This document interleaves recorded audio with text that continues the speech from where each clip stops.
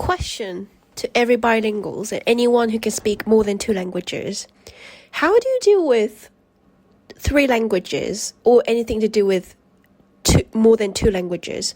Because right now, the biggest struggle that I have right now is I just simply don't know how to manage my 3 languages in my head. Because it's been 3 years that I learned Japanese, and now I'm in an environment that I have to speak Japanese and English all the time at work. And I think I'm totally fine with everyday conversation, Japanese and English, but I just don't know how to manage the other 2 non-native languages, and I just don't know how to switch my English brain to Japanese brain and Japanese brain to English brain in a few seconds. And as a matter of fact, I have no choice to do that every day at work, and I am kind of in an environment that I always have to think in those 3 languages simultaneously, and also being able to translate it to somebody else in a language that I don't even think that I'm fluent, which is Japanese. And I started to be really respectful to those who speak more than 2 languages, and not only to able to speak it, but to be able to work with those languages, which is my case actually. And I don't think if I wasn't in the workplace, I wouldn't be this worried, but I'm genuinely worried about how am I going to manage all those languages.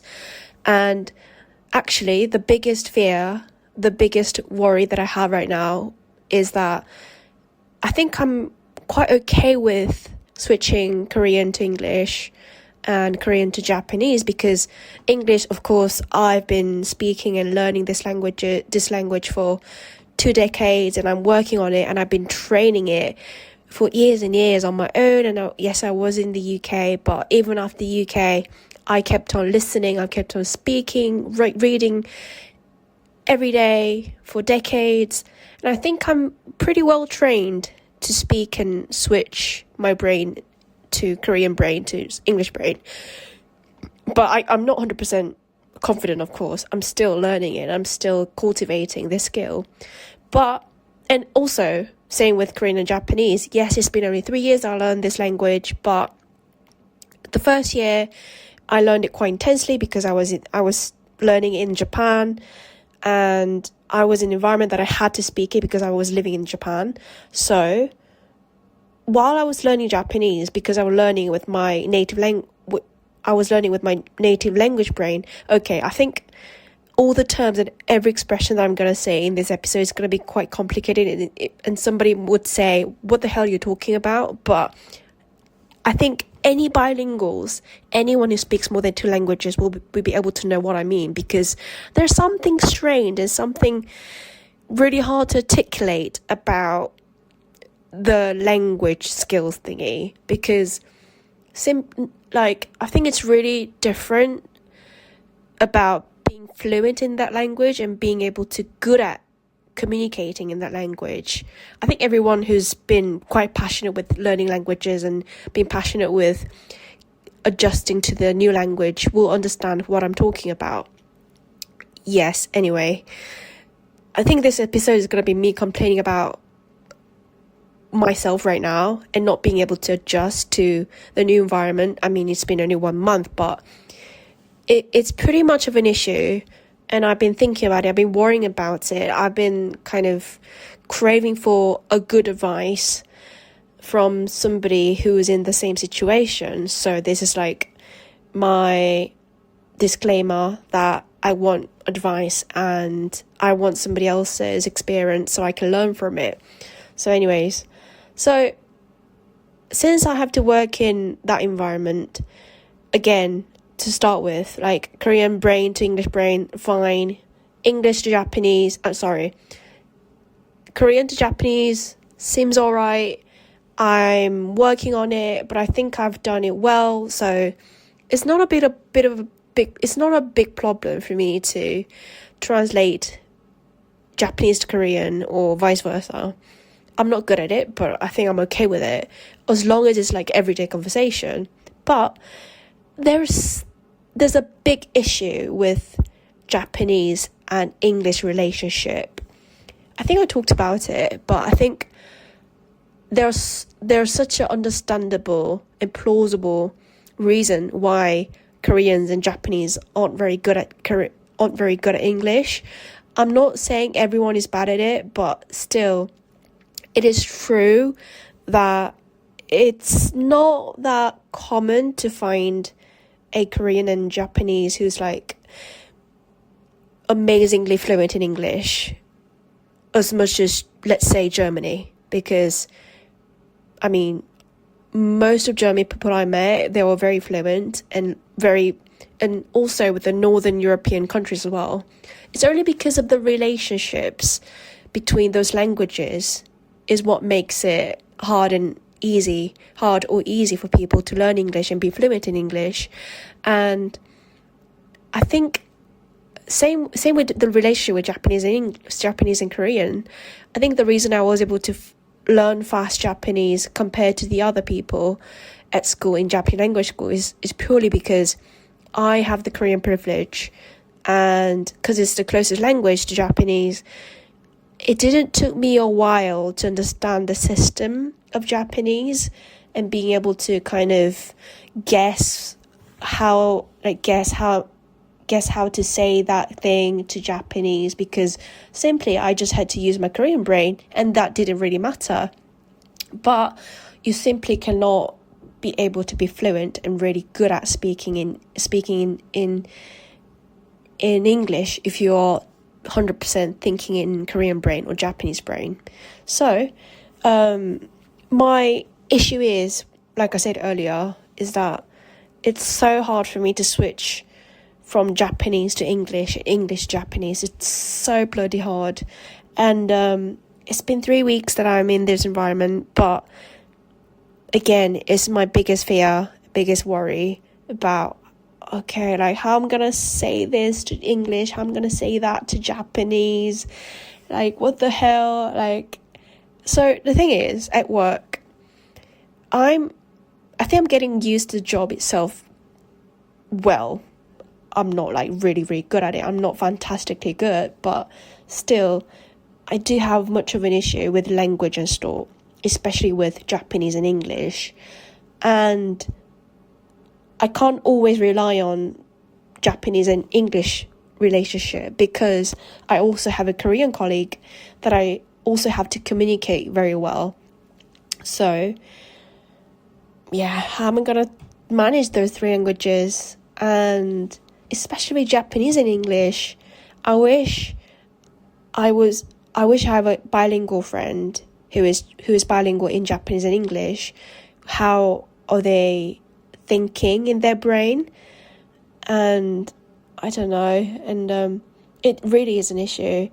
And again, if it was like everyday conversation, I think I wouldn't be this concerned. But since it's a workplace, it's where you make money. It's where it's a professional environment. It should be serious and it should be very thorough and well put and, communicatable. So recently I am seriously thinking about seriously studying English, like business English, plus being able to think in those 2 languages only, not like without Korean. I think Korean, yes, I do believe that you have to be fluent in your... It sounds a bit weird, but I have a theory that you should be fluent and you should be able to be articulative with your native language very well before you learn a new language. Anyways, I can talk about this even more, but since this isn't the main issue, so yeah. The first concern was that one, the English and Japanese relationship, how I'm going to switch to Japanese and English naturally, smoothly, and be able to communicate well with those 2 languages well. And secondly, like, not only within the relationship with those Japanese and English, but how am I gonna be able to be, professional and communicative and collaborative within those three languages. And I don't want to be like lazy with my native language also, because I also love Korean in a linguistic way, not only because I'm native and I feel most comfortable and most confident with Korean, but still I do believe as an adult, as a grown-up adult, a professional adult, you should be able to speak fluently and be like very communicatively, and you should be able to articulate your feelings and opinions in your native language as well. That should be very, very fundamental. So your native language should be fundamental with your language skills, and those are the 2 or 3, maybe extra more, should be the next step. But I don't think I'm perfect in my native language either when it comes to communication and when it comes to business level.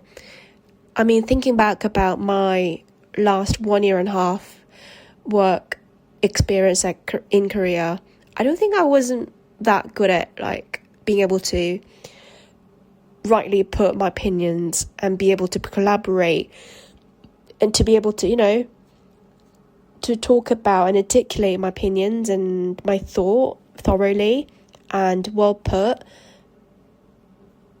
But anyway, like, most of the concerns and most of the struggles I have every day is just languages. And it's not frustrating me, but because now I'm at the end in an environment that I am able to practice all the 3 languages every day at work in a professional way. But it definitely is the biggest issue right now. And yeah, this episode would be the just disclaimer about how I'm gonna manage those 3 languages in a business way, and how I'm gonna able to cultivate my language switch skill within Japanese and English. So yeah, that's my biggest concern and like issue right now. And yeah, it's just a question, what should I do? Recently I booked a trial lesson with the English teacher in a website called Preply, and it's because the more I work in a very language friendly environment, I just started to know the lackness of my language skills when it comes to English and Japanese, both of course. And especially with English, I thought I would have very few problem while I'm communicating at work, because it sounds a bit snobbish, but I thought I'm all right with it. But the more I work with the true native speakers, most of co-workers I'm working right now together are Australians. So while I'm really working with the natives,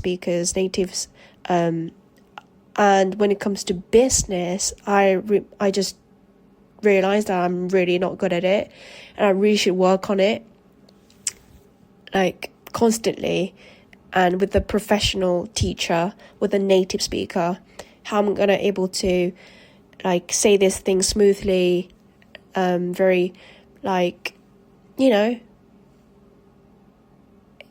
think there's a bit of I think there is a big threshold in my language skill, especially with English, that I wasn't able to overcome for ages. And I just encountered with this situation that I really should overcome that threshold and being able to be like, professionally fluent in English and also Japanese, of course. So yeah, I just wanted to make an episode about my biggest issue and biggest concern these days. And since I'm so concentrated with Japanese mainly because I live in Japan right now, I'm also worried about how I'm going to maintain my English skills and being able to, not lose it or get rusty. So yeah, I booked a trial lesson and I hope it goes well. And the more I learn about languages, I just can't stop thinking about it's a lifelong journey, and it's something that you can't, say like, oh, I'm done, I'm fine with it. It's nothing like that. The more I get passionate about languages and get more, be environment that I always have to speak in those languages, I just realized that learning the language is a lifelong journey and you should never give up on it. So yeah, I think this will be my shortest episode because it's just me complaining about my recent issue and recent concern about everyday life. But overall, I'm happy that I'm in an environment that I can cultivate the skill, and at least I'm able to practice it in real life. So yeah, I'm doing fine at work, and I have some lists of topics I really want to talk about regarding Japan, Korea, Japan, and English, and architecture and everything, like Korea, like family, dating, marriages. So this will be a quick one for this week, and I'm going to Jeju actually this week. It's my mum's 4th anniversary. I mean, it was last week, but we count it in a lunar calendar, so it's going to be this Saturday in a lunar calendar, my mum's 4th anniversary. So I should be in Jeju again for a few days, so I'm just going to record it quickly for this one. And yeah, again, ultimately my deep question is, how am I able to manage all those 3 languages? If there's anyone who have a good advice, do send me an email, please, because I'm completely lost. I think I'm going to ask this question to my teacher next week about this. So anyway, thank you for listening again. I hope we can see you again soon. Thank you. Bye.